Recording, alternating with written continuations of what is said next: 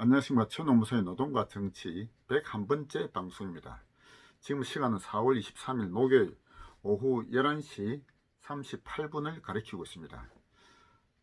지난 4월 15일 총선에서 특히 사전 투표가 부정선거였다라는 논란이 아직도 매우 다양하게 전개되고 있습니다. 특히 우파 진영에서 그런 가능성을 제기를 하면서 반드시 파헤쳐야 한다, 이런 주장이 지금 많죠.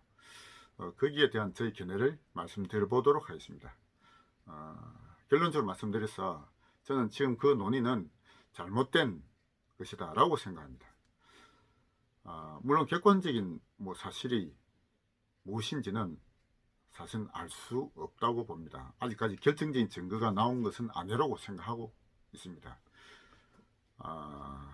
거기에 대해서 지금 우파 유튜버도 지금 완전히 두 가지로 지금 갈라져 있죠. 조작된 것으로 보일 가능성이 매우 높아서 반드시 파헤쳐야 된다, 이렇게 주장하는 유튜브도 많고요. 지금 그것을 얘기하는 것은 잘못된 길로 간다. 진정으로 자유우파가 패배한 것에 대한 원인을 제대로 밝히고 새로 태어나는 것을 오히려 방해하는 그런 어떤 사고가 확산될 수밖에 없다 라고 하는 쪽도 있죠.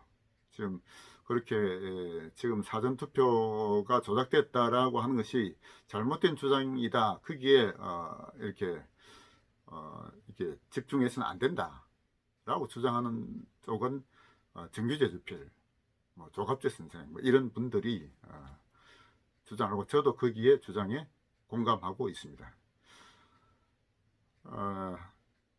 그러니까 사전에 이번 선거에서 우파가 질 것이다 라고 예측한 분들이 있죠. 저도 지난 저희 그 3월 24일에 한 저희 방송에서 우파가 패배할 것이다 라고 저도 예측한 바가 있습니다. 그래서 결과적으로 예측한 것보다도 훨씬 더 많은 패배를 가져왔기 때문에 물론 충격은 있습니다만, 총선 패배에 대한 정확한 진단을 하고 반성을 하고 새로 다시 태어나야 되는 그런 시점인데, 그런 그 부정선거에 매달려서 거기에 시간을 낭비할 그런 때는 아니라고 생각합니다. 그런 점들에 대해서 김태우 TV에서 제안한 것이 있더라고요. 김태우도 이번 선거에 출마했다가 낙선한 당사자인데요. 김태우는 수사관의 경험으로 제 나름대로 생각할 때는 좋은 제안을 했었습니다. 지난 4월 20일에 김태우 TV에서 어떻게 제안했나 하면은 이건 객관적인 증거를 확보를 해야 된다. 그렇게 해야 제대로 된 수사가 이루어질 것이다. 단순히 통계 결과만 보고 추측만 가지고 이게 선거 조작이다, 부정이다 라고 단정 지을 수는 없다 라고 얘기하면서, 이렇게 만약에 광범위한 선거 부정이 실제로 발생했다면 내부 고발자를 찾아야 된다. 김태우 자신이 내부 고발자 있지 않습니까? 그래서 내부 고발자 분명히 이렇게 광범위하게 전국적으로 걸쳐서 사전투표에 선거 조작, 부정선거가 일어났다면 반드시 내부 고발자가 나올 수밖에 없다는 얘기죠. 그 내부 고발자가 나올 수 있도록 유인을 제공하자라고 김태우는 제안했습니다. 김태우가 제안한 것은 이런 우파 유튜버, 이렇게 선도적인 우파 유튜버들이 모두 단합해서 뭡니까? 성금을 모금하자. 그래서 김태우가 제안한 금액은 50억 원이었습니다. 금액이 너무 커서 현실화되기는 어려울지 모르겠습니다만, 그 중에 단 한 사람이라도 나와서 양심 선언하고 본인이 참가한 것을 밝힌다면 이거 명명백백하게 드러날 수 있는 것 아닙니까? 저는 그런 우파 유튜브에서 이제 선거 현상금 모금을 하고 그것이 현실화된다면 저는 그것도 충분히 가능성이 있다고 봅니다. 그렇게 해서 실제로 참여한 사람, 그런 선거 부정에 참여한 사람의 양심 선언, 내부 고발, 이것이 있어야 비로소 이게 확인되는 것입니다. 선거 결과만 놓고 통계 수치만 가지고 이런 일이 일어날 수 없다라는 단순한 추측만 가지고는 결코 사실이 밝혀질 수가 없는 것입니다. 지금 많은 우파 쪽의 유튜브든지 제시하는 게 결과를 가지고 통계 수치를 가지고 이런 일이 일어날 수 없다. 너무나 이런 우연하게 이런 결과가 나올 수 있느냐. 분명히 조작이 없으면 거의 뭐 불가능한 수치다. 이런 주장을 하고 있거든요. 그 대표적인 인물이 지금 공병호입니다. 예. 그리고 뭐 다른 많은 우파 유튜브도 이거 굉장히 의심스럽다 하면서 이거 뭔가 파헤쳐야 된다 이렇게 지금 주장하고들 있죠. 저는 근본적으로 그런 주장은 근거 없는 주장이고 진짜 선거 패배의 원인을 희석시키는 그런 주장이 불과하다라고 저는 생각합니다. 그래서 김태우의 제안처럼 정말로 사실을 밝히자면 내부 고발자를 이렇게 현상금을 걸고 보호하는 조치를 하면 되죠. 지금 세상이 어떤 세상입니까? 김태우도 내부 고발자지 않습니까? 내부 고발자에게 현상금 50억, 50억이 너무 많을지는 모르겠습니다만 우리나라를 살린다는 점에서 모든 대한민국의 우파 국민들이 모금하면은 저는 그것 불가능한 금액은 아니라고 봅니다. 그렇게 해서 거기에 참여한 실제로 참여한 당사자의 증언이 없이는 이건 사실 인정받을 수가 없는 것입니다. 저도 제가 지금 하고 있는 일이 저는 이제 공익노무사로서 노동사건을 많이 다루고 있습니다. 노동사건도 에서도 수많은 거짓들이 난무합니다. 예, 사실은 하나죠. 객관적인 사실은 하나인데 자신에게 유리한 어떤 진술, 거짓 진술 이것을 가지고 뭔가 이겨보려고 하는 그런 노력들을 하는 사람들이 아주 많습니다. 그런데 결과적으로 확인된 증거가 없이는 사실이 없이는 그것이 뒷받침될 수 없는 것이죠. 김태우도 그런 수사관의 경험을 가지고 그런 제안을 했다라고 생각합니다. 여기서 우파 유튜브들이 제시하는 여러 가지 의혹들, 수치만 가지고 의혹을 가지고 부정선거라고 단정 지을 수는 없는 것입니다. 내부 고발자, 만약에 그들이 주장하는 만큼 그렇게 수많은 전국적으로 부정선거가 일어났다면 그 중에 단 한 사람의 내부 고발자가 나타나지 않겠습니까? 상금 50억 건다면 50억이 아니라 5억이라도 걸면은 저는 내부 고발자 반드시 나타날 것이라고 생각합니다. 제가 현재 생각하는 것은 그렇습니다. 이번 선거에서는 이렇게 사전투표에서 선거 부정을 저지르지 않더라도 이미 선거에서는 패배할 것이다 라고 저는 예측했습니다. 선거 부정할 필요가 없었던 선거였다라고 저는 생각합니다. 오히려 그런 그 선거 부정을 실제로 저질렀다면, 그런 위험 부담을 안고 저질렀다면 오히려 이건 바로 그 다음에 내부 고발자가 반드시 나타났을 것이라 봅니다.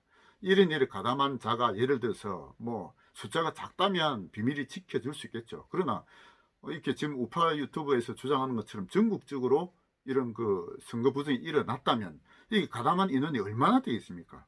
예를 수천 명, 수만 명이 가담해야 되지 않겠습니까? 이 비밀이 과연 지켜질 것이라 생각합니까? 저는 현실적으로 그런 일이 일어나지는 않았다고 생각합니다. 만약에 김태우가 제안한 것처럼 실제로 성금을 모아서 이렇게 내부 고발자를 찾는다면 누군가 또 거짓으로 또 그렇게 할는지는 모르겠죠. 그러나 그건 뭐 현실적으로 기대하기 어려운 것이고 그런 성금을 거두고 어떤 일정한 기간을 가지고 모든 걸 보호해 준다고 보장을 해주고 오히려 그렇게 내부 고발자가 돈도 벌고 영웅이 되는 그런 기회를 제공한다면 저는 내부 고발자가 반드시 나오리라고 생각합니다. 예. 근데 만약 그렇게 모금을 한다면 뭐 50억이 아니라 뭐 5억, 단돈 1억이라도 제시된다면 저는 내부 고발자에게 충분히 유인이 제공될 것이라고 생각합니다. 그래서 결론적으로 저는 사전 조작을 주장하는 것은 선거 부정의 진정한 원인을 오히려 감추려고 하는, 그들의 잘못된 예측을 이렇게 무마시키려는 잘못된 방향이다라고 저는 생각하고 있습니다. 제가 지난 그 90번 방송에서 이번 선거에서 우파가 질 것이다라고 말씀드렸을 때 제가 두 가지를 제시했습니다. 첫 번째, 우한 코로나 사태, 두 번째, 우파 진영의 분열, 이렇게 두 가지를 짚었죠. 우한 코로나 사태는 현재 좌파 정권의 아주 교묘한 선전선동에 이루어진 것이다. 심리전을 언론을 통한 심리 전술에 우리 어리석은 국민들이 넘어갔다라고 저는 보고 있습니다. 따라서 이번 자유우파 진영이 뭔가 이번 선거 패배의 원인과 다음 승리를 위해서는 그런 일단 일반 우리 국민들, 이런 심리전에 쉽게 넘어가는 국민들에게 어떻게 그런 어떤 거짓 선전 선동에 넘어가지 않도록 어떻게 할 것인지 이런 방향을 찾아야 되는 것이죠. 그리고 또 하나의 원인은 우파 진영의 분열이 있다라고 제가 진단했습니다. 우파 진영의 분열에 가장 큰 책임을 져야 할 자 세 사람을 제가 거론했죠. 1번 황교안, 2번 전광훈, 3번 조원진, 저는 세 사람을 들었습니다. 그들의 책임이 참으로 큰 것입니다. 황교안과 조원진의 잘못은 뭐 공감하는 분이 많겠지만 정광훈 목사도 잘못한 것이 저는 아주 많다고 봅니다. 그런 잘못들을 제대로 짚고 반성하고 우파 진영의 새로운 어떤 승리를 위한 길에서 잘못된 방향에 개선하고 바꿔야 되는 것이죠. 거기에 대한 반성 없이 어떻게 우파가 승리할 수 있겠습니까? 이것을 사전 조작, 부정선거, 그것을 가지고 선거 패배의 원인을 덮고 가려고 해서는 안 된다라고 저는 생각하고 있습니다. 그리고 이 방송에서 이제 한 가지 더 말씀드리고 싶은 것은 조갑재 선생이 제안한 것을 제가 듣고 참 좋은 제안이다라고 생각하는 것이 있어서 그게 공감을 한 바가 있어서 그 말씀을 좀 드려보도록 하겠습니다. 저는 지난 방송에서 지역구는 뭐 미래통합당 밖에 찍을 데가 없기 때문에 마음이 안 내키지만 할 수 없이 찍을 수밖에 없다라고 제가 말씀드렸고요. 비례대표는 적어도 우파적 가치를 지향하는 정당에 찍자. 그래서 미래한국당은 미래통합당하고 뭐 거의 같은 당이니까 우파 정당도 아니다라고 말씀을 드렸고, 그래서 우파적 가치를 가지고 있는 당이 우리공화당과 기독자유통일당인데 우리공화당은 안 될 것 같으니까 기독자유통일당이라도 찍자라고 제가 제안했던 것입니다. 그래서 저도 비례는 기독자유통일당이 찍었습니다. 제가 정광훈 목사를 비판을 아주 많이 하고 있습니다만 그래도 기독자유통일당에서 국회의원이 적어도 뭐 몇 석이라도 좀 나오기를 좀 바랬습니다. 그런데 결과가 안 됐죠. 1.8%인가 밖에 안 됐다고 합니다. 그래서 지금 우리 우파적 가치를 가진 정당이 지금 없습니다. 지금 미래통합당은 뭐 황교안이 물러나면서 김종인을 지금 뭡니까 비대위원장으로 지금 한다고 하지 않습니까? 참으로 기가 막힙니다. 미래통합당은 이제 자유우파 정당이 아닌 것이죠. 정규제주필과 조갑재 선생도 그렇게 진단하고 있고 저도 거기에 공감하고 있습니다.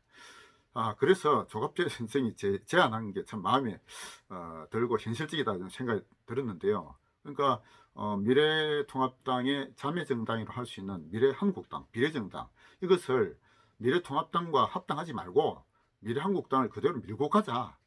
지금 비례대표로 19명이 지금 당선됐다 하거든요. 그럼 한 명만 더 보태면은 원내 교섭단체가 될 수 있다고 합니다. 예. 그래서 지금 뭐 기독자유통일당이나 우리공화당에서 한 명도 배출되지 않았기 때문에 지금 19명이 있는 미래한국당 비례대표로 당선됐지만 그들 비례이기 때문에 오히려 지역구의 민원에 대한 어떤 부담이 없지 않습니까? 그야말로 국가 전체적인 자유우파적 가치를 이렇게 충분히 주장할 수 있는 당이 될 수 있다는 것입니다. 그래서 미래한국당을 미래통합당과 이렇게 합쳐서 그들과 합치지 말고 미래한국당이 자유우파적 가치를 가진 그런 당으로 이렇게 만들어가자라는 제안을 조갑재 선생이 하더라고요. 아, 저도 참 그게 좋다라고 생각합니다. 그래서 한 사람만 더 들어가면은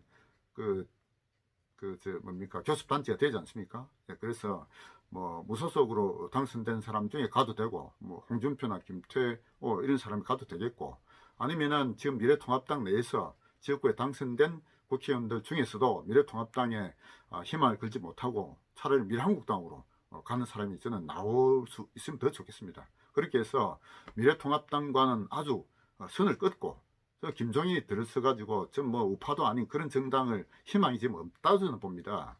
예, 그게 좌파적 색채를 가진 인물도 많이 들어가 있고요. 그래서 우파적 가치를 가진 미래한국당이 지역의 민원에 구속되지 아니하고 국가 전체적인 어떤 자유주의적 가치, 북한과 자유 통일하는 이런 정책으로 나아갈 수 있는 정당이 되기를 바랍니다. 예.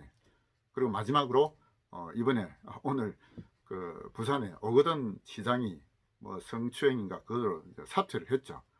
이것도 저는 부산을 중심으로 다음에 그 시장 선거를 대비하기 위한 하나의 기회다. 시장 선거 한 1년 뒤에 아마 있을 것이라고 하더라고요. 그러면 부산에서 뭐 다음에 그 지방 선거가 2년 뒤인데 1년 뒤에 시장 선거가 있다. 이는 부산에서 새로운 하나의 그 기회가 좀 빨리 도래할 수도 있다고 봅니다. 그래서 지난 그 국회의원 총선에서는 이렇게 그 어떤 시민들의 검증을 받은 인물이 국회의원 후보로 이렇게 추천되지는 못했습니다만, 이제 부산시장에 시장 선거로 나올 후보들은 아직 1년이 남았지 않습니까? 그래서 거기에 그 우파적 가치를 가진 그런 어떤 그 시장 후보들을 우리 시민들의 힘으로 여러 그 강의라든지 뭐 이런 토론회 뭐 이런 등을 통해서 검증을 통한 인물이 부산시장이 될 수 있도록 저희가 힘을 좀 모을 필요가 있다고 생각합니다. 감사합니다.